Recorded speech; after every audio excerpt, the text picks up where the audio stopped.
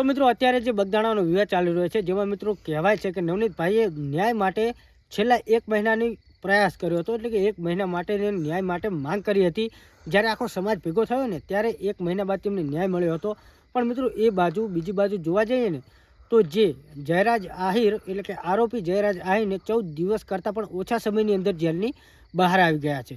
એટલા માટે જ કહેવાય છે કે મિત્રો માયાભાઈ આહિર અને જયરાજભાઈ આહિર જે તેમના નવનીતભાઈના બગદાણા વિવાદની અંદર જેમનો મોટો હાથ હતો, એ લોકોને વિવાદ બહુ સોશિયલ મીડિયાની અંદર 1 મહિનાથી પણ વધારે વિવાદ ચાલ્યો હતો. પણ મિત્રો કહેવાય છે કે નવનીતભાઈએ ન્યાય માટે 1 મહિનાથી પણ વધારે સમય લાગ્યો હતો અને આખા સમાજ ભેગો થયો ને ત્યારે એક આરોપીને જેલના હવાલે કરવામાં આવ્યા હતા. પણ મિત્રો એક આરોપીને જેલના હવાલે કર્યો ને એ પણ 10 થી 14 દિવસની અંદર બહાર આવી ગયા. કહેવાય છે કે ભગવાન રામને 14 વર્ષનો વનવાસ હતો, જ્યારે જયરાજ આહિરને 14 દિવસની અંદર જેલનો વનવાસ પૂરો થઈ ગયો. આ વિશે અત્યારે નવનીતભાઈ બોલી રહ્યા છે કે મારી સાથે અન્યાય થયો છે, કેમ કે મને ન્યાય નથી મળ્યો. આ ફક્ત ને ફક્ત મારી તસલ્લી માટે આ જયરાજ આહિર માયાભાઈ આહિરના દીકરા એટલે કે જયરાજ આહિર આરોપીને ફક્ત ને ફક્ત જયરાજ આહિરને એટલે કે નવનીતભાઈને તસલ્લી માટે જેલની અંદર રાખવામાં આવ્યા હતા. કેમ કે મિત્રો જો નવનીતભાઈ સાથે જે બગદાણાના વિવાદની અંદર જે બનાવ બન્યો હતો ને એની અંદર ખરેખર જોવા જઈએ તો તેમની સાથે બહુ ખોટું થયું હતું. પણ મિત્રો ન્યાય મેળવવા માટે થઈ આખો સમાજ એક થયો અને 1 મહિના માટે આખી લડત ચાલીને ત્યારે તેમને ન્યાય મળ્યો હતો. પણ મિત્રો અત્યારે જોઈ શકો છો તમે કે આજ રોજ જયરાજ આહિરને જામીન મળી ગયા છે. અને જયરાજ આહિર એકલાને નહીં, એમની સાથે આ ઘટનાની અંદર જેટલા પણ લોકો હતા ને સામેલ, એ બધા લોકોને 8 થી વધારે લોકોને જામીન અરજી મંજૂર કરવામાં આવી છે. પણ મિત્રો આ વિશે નવનીતભાઈ બોલે છે કે મને ન્યાય અપાવવા માટે, મને ન્યાય મેળવવા માટે મારે 1 મહિનાનો સમય લાગ્યો હતો, જ્યારે આ આરોપીને છૂટવા માટે ફક્ત ને ફક્ત 10 દિવસ જ.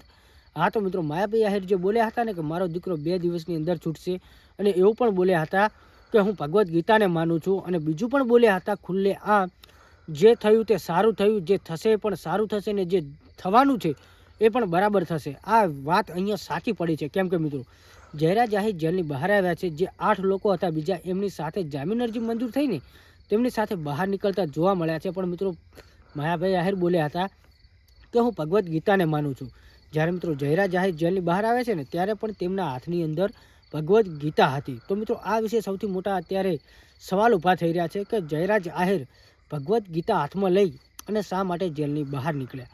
અને મિત્રો જ્યારે મીડિયાવાળા તેમની જેલની બહાર તેમના ઇન્ટરવ્યૂ લેવા માટે પહોંચ્યા, જે જેલની બહાર જામીન અરજીના કારણે જો બહાર નીકળ્યા છે ને તેમના વિડીયો માટે અને તેમનું ઇન્ટરવ્યૂ લેવા માટે બહાર ગયા હતા, જ્યારે તેઓ ગાડીની અંદર બેસીને નીકળ્યા ત્યારે તેમને તેમના હાથમાંથી ભગવદ્ ગીતા બતાવી હતી, જે અત્યારે વિડીયો સોશિયલ મીડિયાની અંદર બહુ વાયરલ થઈ રહ્યો છે. પણ મિત્રો ખરેખર જે એક આદમી કે એક માણસને ન્યાય અપાવવા માટે છેલ્લા 1 મહિનામાં આખી સમાજ ભેગી થઈ હતી, જ્યારે એક આરોપીને છોડાવવા માટે ફક્ત 14 દિવસ જ લાગ્યા. એટલા માટે જ કહેવાય છે કે માયાભાઈ આહિરના જે કોન્ટેક્ટ છે અને જે તેમના પૈસા છે તે અહીંયા કામ આવ્યા છે, એવું મિત્રો લોકો કહી રહ્યા છે. પણ મિત્રો ખરેખર જે આરોપીને સજા થવાની હતી, અને મિત્રો એવો પણ નવનીતભાઈનો એક દાવો હતો, ખુલાસો હતો કે જયરાજ આહિર જેલની અંદર પણ જે તે પોતાની લાઈફસ્ટાઈલ જે બહાર જીવી રહ્યા હતા, એસો આરામની જિંદગી, એવી જેલની અંદર પણ જીવી રહ્યા હતા. કેમ કે મિત્રો જેલની અંદરથી એવા પણ ખુલાસા નવનીતભાઈએ બહાર પાડ્યા હતા કે જયરાજ આહિર સાંજના 7 કે 8 વાગ્યા પછી બહાર નીકળતા હતા. મિત્રો જે પણ તમને માહિતી આપી છે તે સોશિયલ મીડિયા અને ઇન્ટરનેટના આધારે આપી છે.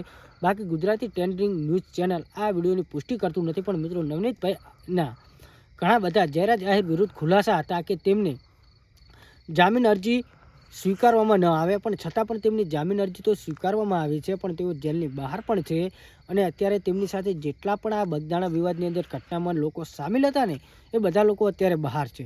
તો મિત્રો આ વિશે તમારે શું કહેવું છે? કેમ કે મિત્રો ન્યાય અપાવવા માટે આખી સમાજને એક થવું પડ્યું, જ્યારે અત્યારે આ જયરાજ આહિર જેલની બહાર આવી ગયા છે. તો મિત્રો આ વિશે શું કહેવું છે? ને અત્યારે નવનીતભાઈનો પણ એક ખુલાસો બહાર આવ્યો છે કે આ મારી સાથે ખોટું થયું છે, મને 50% ન્યાય મળ્યો છે અને 50% મારી સાથે ના ઇન્સાફી થઈ છે.